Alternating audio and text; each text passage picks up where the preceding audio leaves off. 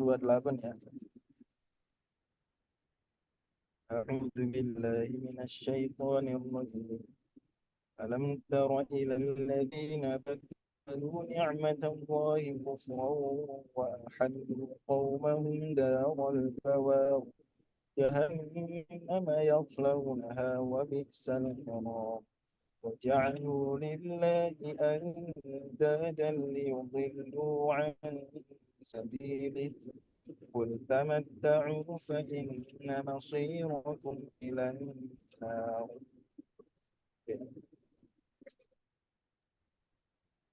قوله عز وجل ألم تر إلى الذين بدلوا نعمة الله كفرا الآية.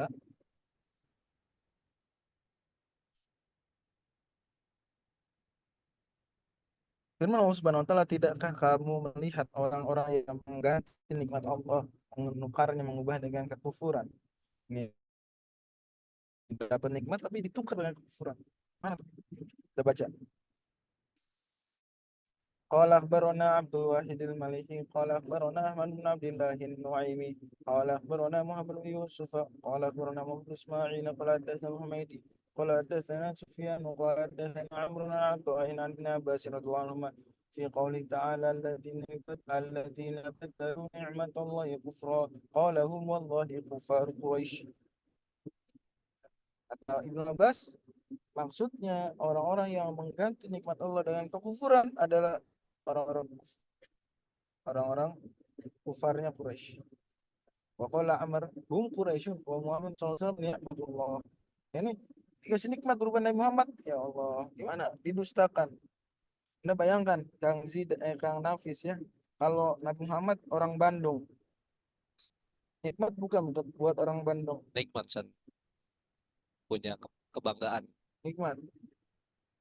Nah, kalau sama orang Bandung Nabi Muhammad ditimpukin batu, dibilang pembohong, dibilang kurang gelo, kurang gelo bener. Oh, bahasa Sundanya orang gila. Iya. Betul San. Hah? Kang Delo. Dibilang kabayan, ya, dibilang kabayan. Mah kabayan. Leres San. Gimana?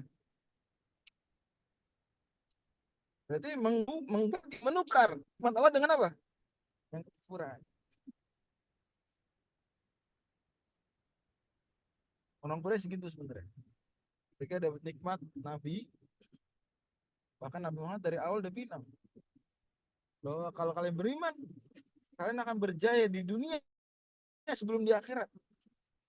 Itu Nabi bilang kepada orang-orang Quraisy. Dan itu yang terjadi pada para sahabat kan, para sahabat beriman, mereka berjaya di dunia sebelum di akhirat. Jadi orang-orang kaya, ya Allah. Ini mereka nggak ngarepin dunia ya saat beriman, tapi nyata benar. Bagaimana para sahabat yang mereka, ya Allah, hidupnya apa ya? Yang Nabi baca betul perubahan kondisi sahabat ya, dari masa-masa Mekah sampai masa-masa Umar bin Khattab itu tuh masa-masa bandingkan tuh. Gimana? Di Mekah kayak gitu.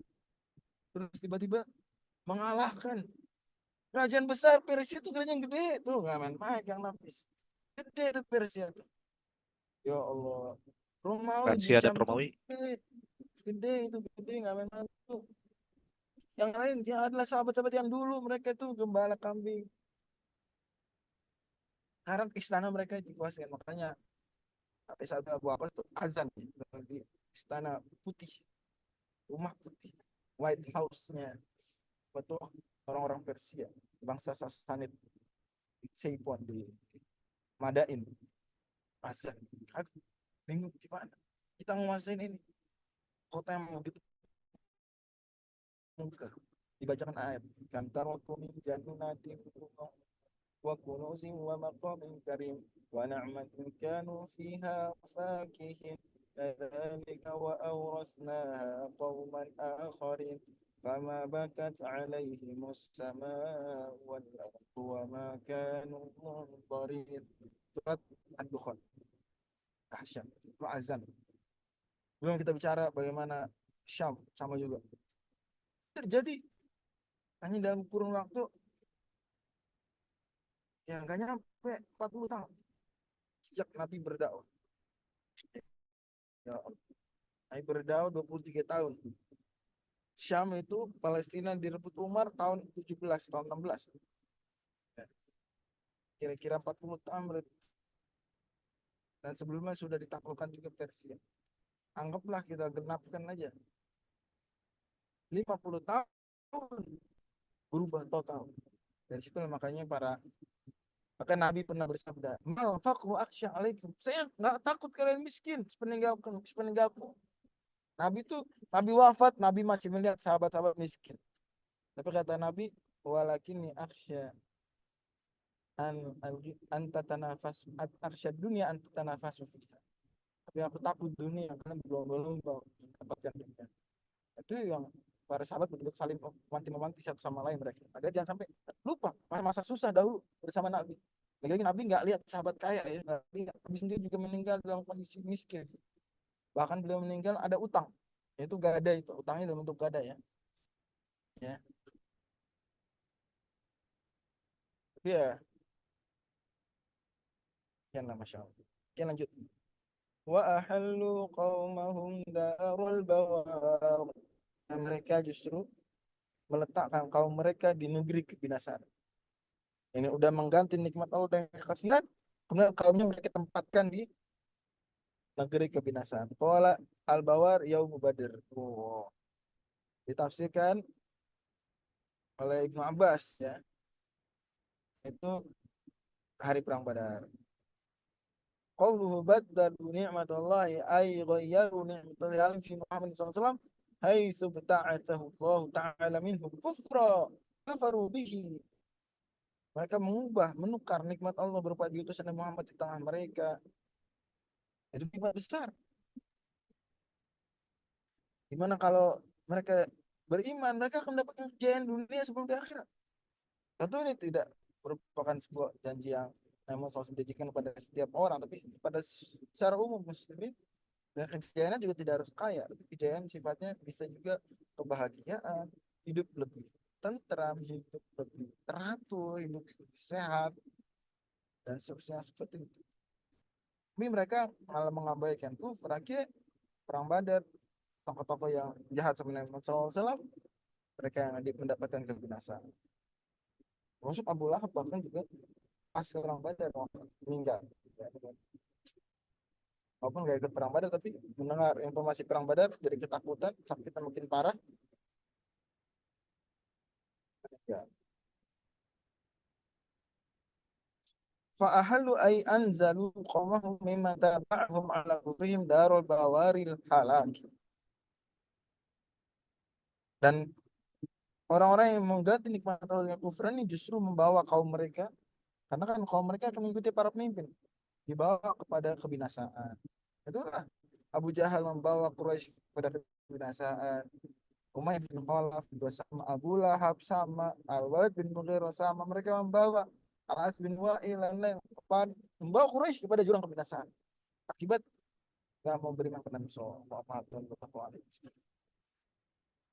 Summa bayyana al-bawara faqala jahannama yaslawnaha yadkhulunaha wa bi'sal qarar. Al-Mustafa. Jahannam nasal sebutan. Jadi di sini meskipun Ibnu Abbas menafsirkan al-bawar perang hari Badar, ini maksudnya itu contoh saja atau salah satu dari bawar ada perang Badar. Otherwise Allah Subhanahu wa taala jelaskan sendiri bawar yakni jahannam. Bentuk paling finalnya adalah nanti di akhirat masuk jahanam. Yaslaunaha yang mereka masuk ke dalam yadkhuluna. Wa bi'sal qarar terus buruk al-mustaqar tempat tinggal. Wan aliyin karamallahu wajah. Sebelum lanjut saya mau kasih wakfah dulu catatan penting. Bahwa jangan kita ketika membaca tulisan seorang ustaz ya, menggunakan misalnya atau seorang penulis mengatakan Ali karamallahu wajah, kita langsung suudzon. Wah, ini penulisnya aliran tertentu misalnya. Enggak, aliran bukan sunnah, bukan ustadz ahli sunnah ini. Kenapa? Karena menggunakan karamallahu wajah untuk Ali bin Abi Thalib radhiyallahu anhu. Saya mesti sampaikan ini karena saya jumpa ada beberapa orang, nggak sedikit yang tergesa-gesa ketika melihat ada satu tulisan ustadz yang bersangkutan atau penulis yang bersangkutan menggunakan karamallahu wajah atau KW misalnya, kadang disikat begitu, walaupun saya nggak setuju karena KW di Indonesia ini punya makna negatif ya, barang bajakannya barang palsu. Bagusnya kalau mau menulis lengkap aja gitu ya. Tapi ini hal yang keliru karena ulama Ahlussunnah banyak yang menggunakan juga istilah tersebut. Saya pahami bahwa memang kesannya istilah ini lebih sering digunakan kalangan tertentu di luar Ahlussunnah. Itu bisa diakui, tapi ulama Ahlussunnah nggak sembarangan yang menggunakan. Anda mungkin kadang gampang aja suzon sama Imam Bagawi. Oke, kalau Anda baca buku Ibnu Qayyim akan Anda jumpai juga hal yang sama. Mana Al-Hafidz Ibnu Qayyim menggunakan karamallahu wajhan untuk Ali bin Abi Thalib.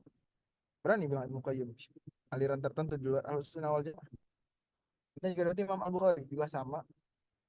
Dan beberapa ulama ya, bisa mungkin bagus juga dibuat tulisan ya, ulama-ulama Ahlussunnah wal Jamaah yang menggunakan doa karamallahu wajah untuk Ali bin Abi Thalib dan diperkenankan karena pada akhirnya sifatnya adalah doa dan doanya maknanya bagus. Tidak selalu berarti dia mengatakan yang sahabat-sahabat lain adalah merapat ke khalifah dari Ali. Enggak begitu. Itu kan aliran lain yang berkeyakinan begitu. Ini cuma bilang karamallahu wajah aja dan doa bagus. Doa bagus. Dan tidak mengapa sebagian sahabat punya ciri khas dibanding sahabat lain. Yang ciri khas tersebut selama tidak dipandang sebagai sesuatu yang pengutusan berlebihan, nggak apa-apa. Seperti sahabat tertentu dijuluki dengan Tuhan tertentu, sahabat lain enggak. Misalnya ada sahabat dijuluki pedangnya Allah. Kan tidak berarti kita katakan yang lain, sahabat-sahabat lain tidak berjihad di jalan Allah, bukan pedangnya Allah sama sekali. Enggak, apalagi Nabi juga ketika menjuluki saifun min suyufillah, pedang dari pedang-pedangnya Allah. Ketika Abu Bakar kita katakan as-siddiq, apa berarti yang lain al-kadzdzab atau al-mukadzibun? Enggak. Siddiq ya udah itu semua Siddiq. Umar Al Faruq. Apa yang lain berarti apa? Alladzi yalbisul haqq bil batil? Enggak. Ini masing-masing wajar. Utsman Dzunurain, apa sahabat lain? Laisa ahlan, laisa dzawin anwar, laisa dzawin nur. Enggak begitu.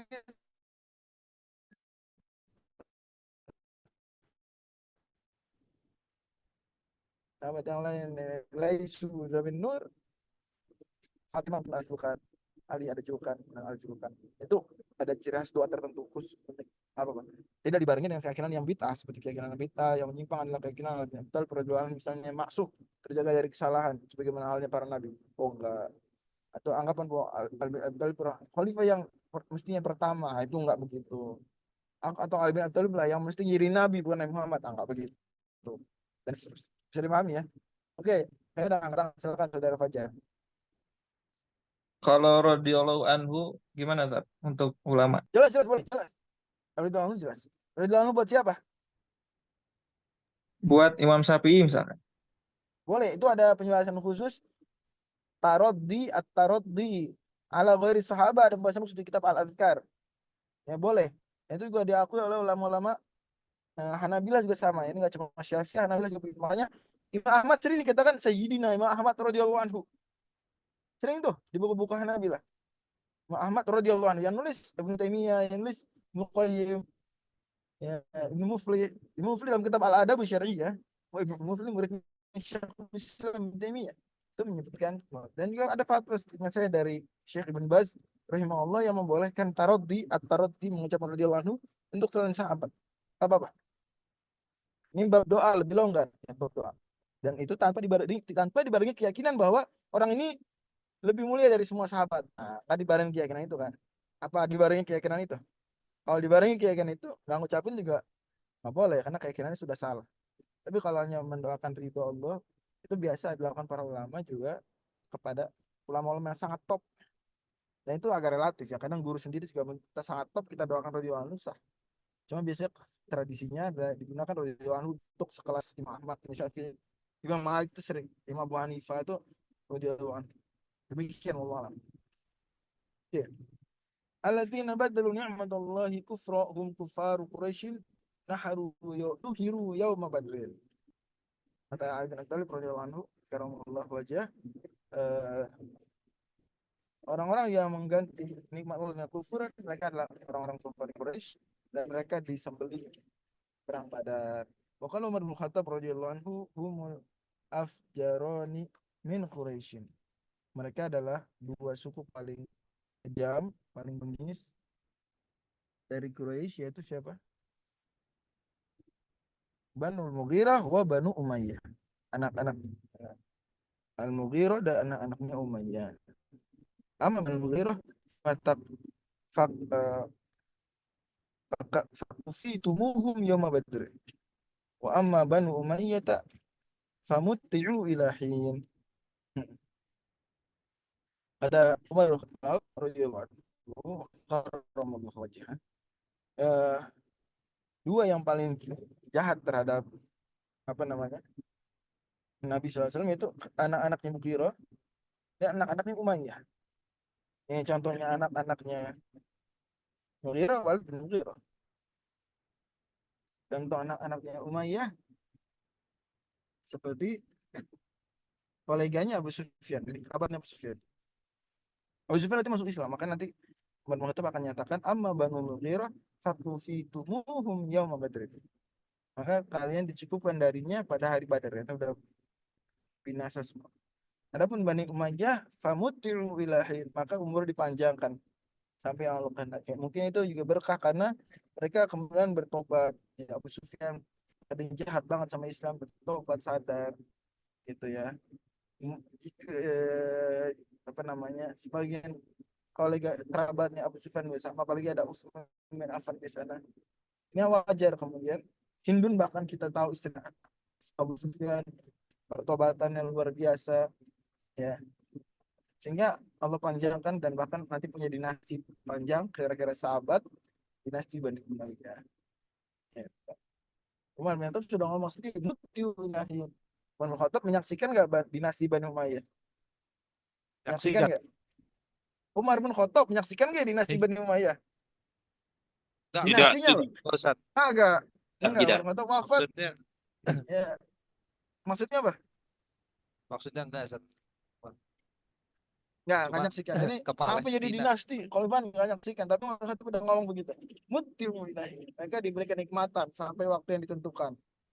Ya, itu di satu sisi ada unsur kebaikan duniawi buat mereka karena mereka beriman.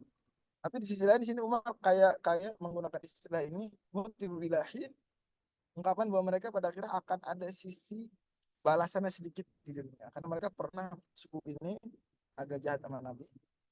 Ya, makanya Bani Umayyah itu endingnya buruk.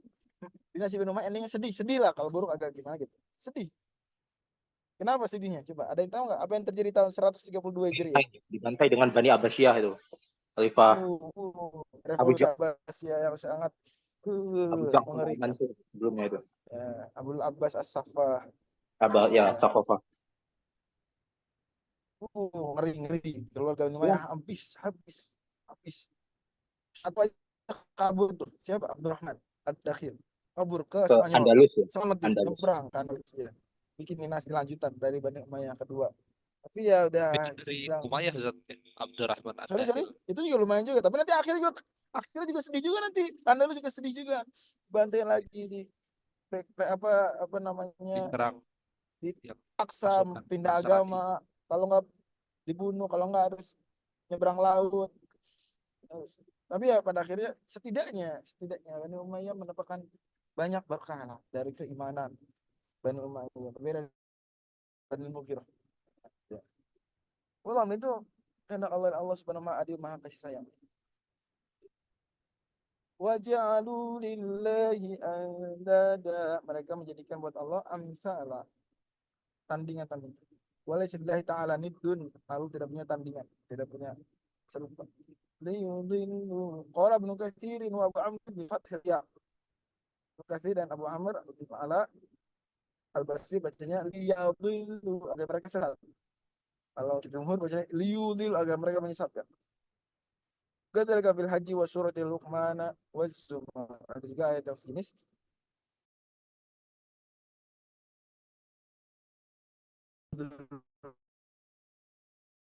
Wa qara al-akharuna bi dhammil ya'i ala ma'na liyudillu an-nas. Mereka menyesatkan manusia. An sabil dari jalan Allah. Qul tamatta'u. Katakanlah silakan bersenang-senang. Isyu fi dunia, senang-senang di dunia. Fa inna nasibakum ilan nar, sungguh kalau tempat kalian akan di neraka. Sebenarnya kita dapat nggak ya? Dapat lah ya insyaallah. قل لعبادي الذين آمنوا يقيموا الصلاة وينفقوا مما رزقناهم سرا وعلانية من قبل أن يأتي يوم لا بيع فيه ولا خلال الله الذي خلق السماوات والأرض وأنزل من السماء ماء فأخرج به من الثمرات رزقا لكم وسخر لكم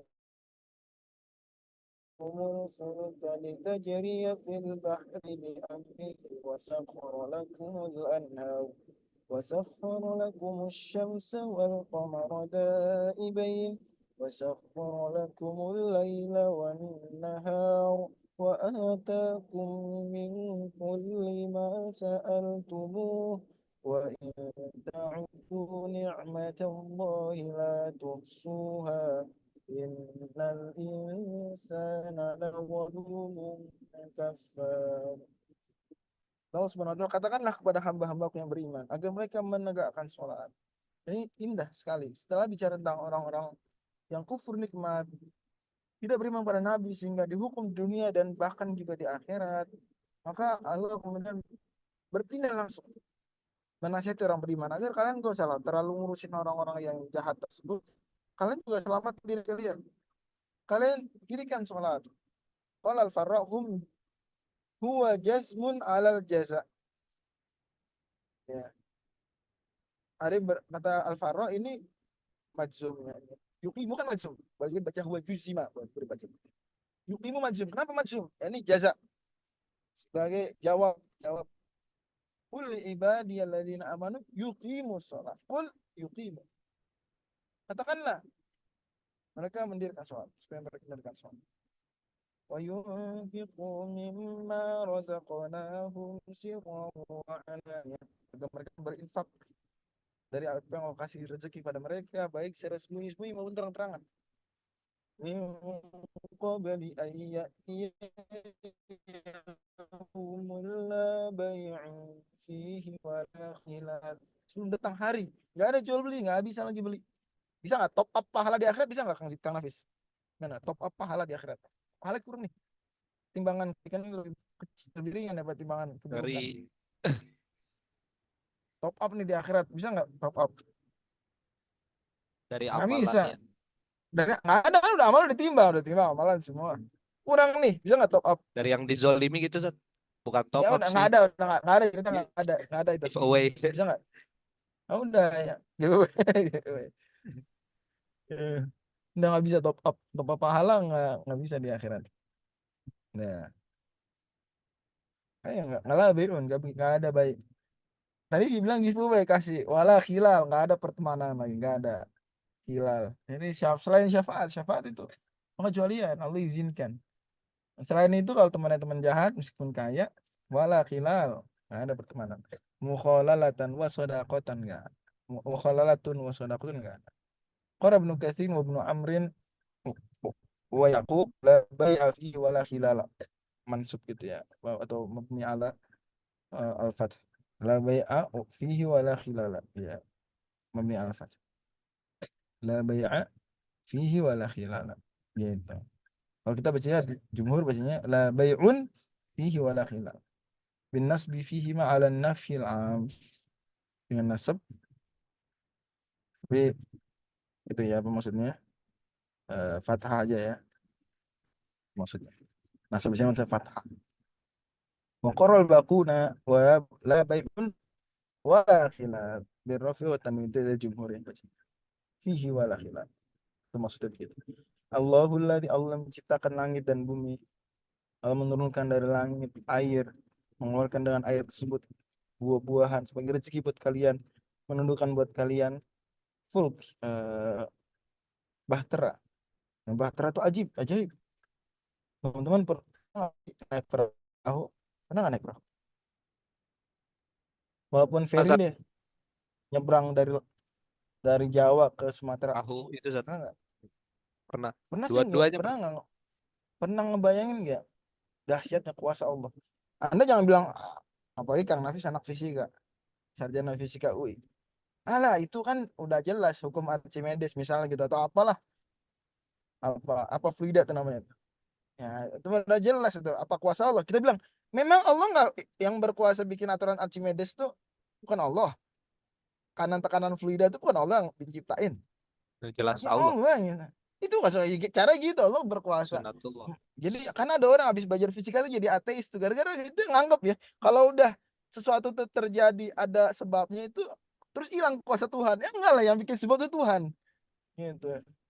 Dia bilang, oh yang percaya Tuhan itu cuma orang yang nggak tahu fisika. Dia tahu fisika, hujan karena ini, perahu nggak tenggelam karena ini. Dia jadi nggak percaya Tuhan. Ya, itu karena konsepnya keliru. Ini keliru konsepnya. Kita orang Islam belajar fisika itu malah bertambah iman, bukan malah makin berkurang iman meniadakan Tuhan. Enggak, salah. Justru makin, ya Allah, Masya Allah. Allah menciptakan ya gravitasi. Allah menciptakan apa? Eh, Misalnya tadi perahu biar ngapung, kemudian pesawat terbang nggak jatuh. Allah, Masya Allah gitu. Justru kita makin beriman, tambah iman. Allah sendiri bilang di sini, masa kalau aku fulka, Allah tundukkan, Allah tundukkan. Ya, seolah-olah laut itu liar.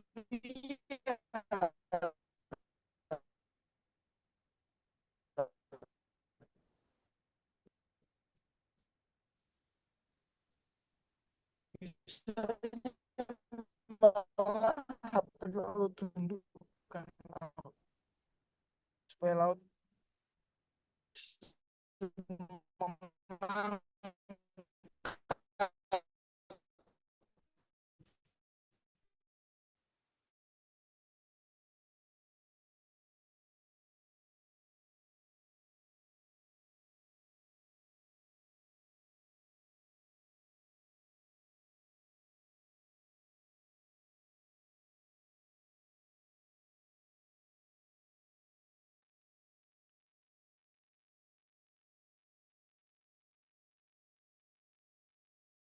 tahu. Oh, datang.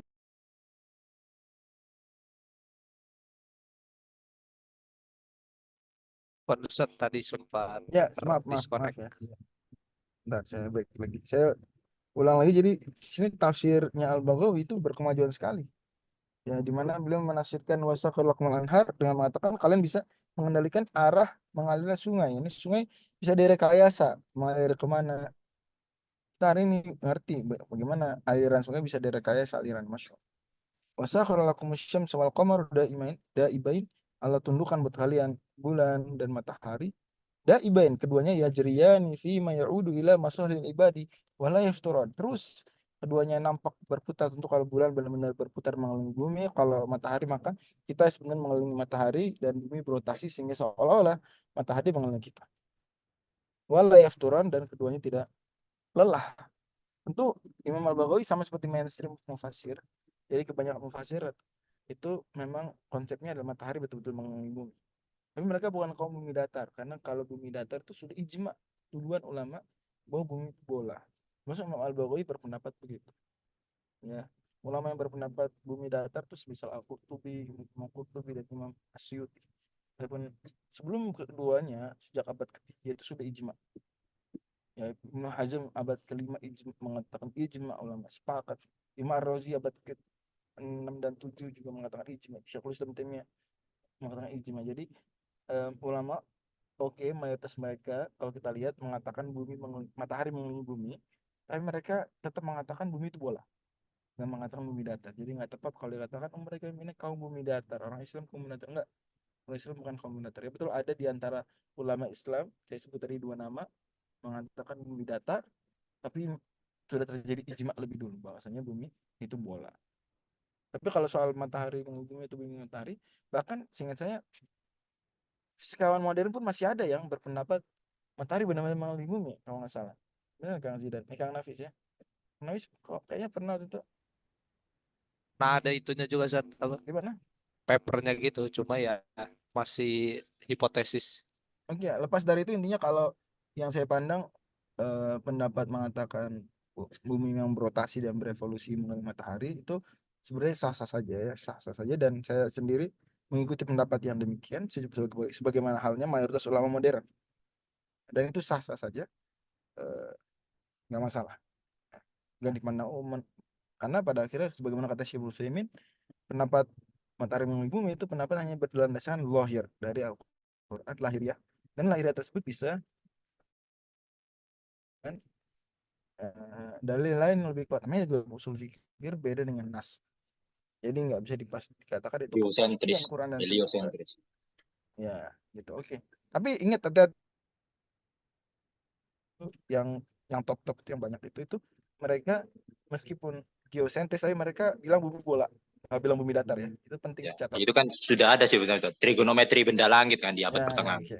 Tapi Ilmu karena sebagian orang tuh kalau dengar ada ulama bilang matahari mengelilingi bumi, dia langsung bilang kaum bumi datar, itu masalahnya gitu. Jadi mengatakan seolah-olah langsung sinkron gitu, otomatis ya nggak begitu. Oke, kalau bumi datar itu jelas salah karena melawan ijma. Kalau bumi mengelilingi matahari atau sebaliknya itu tidak ada kepastian dalil dalam Islam, jadi terbuka untuk diskusi, silakan.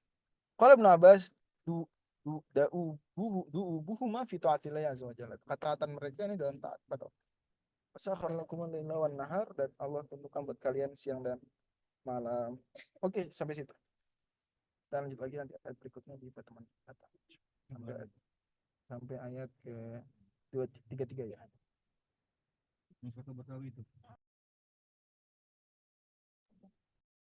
Nanti kita tutup Kang Nafis.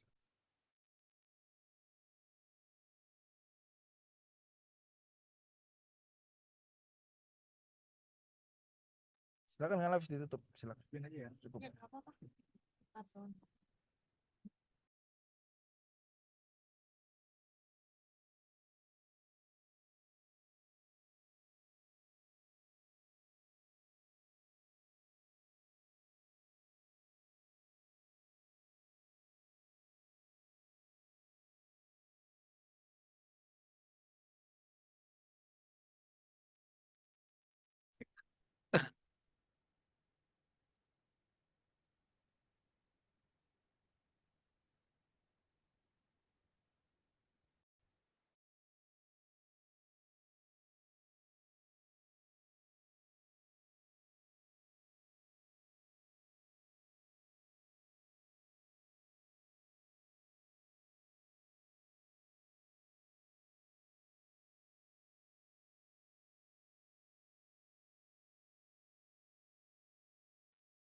Afwan sempat terputus.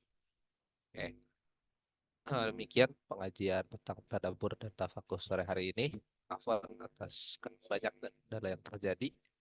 Insya Allah akan kita lanjutkan lagi di pertemuan selanjutnya. Mari kita akhiri dengan doa kafaratul majelis. Subhanakallah bihamdika asyhadu an la ilaha illa anta astaghfiruka wa atubu ilaik. Terima kasih atas perhatiannya. Kawan semua, jazakumullah khairan. Barakallahu fikum. Wassalamualaikum warahmatullahi wabarakatuh. Waalaikumsalam.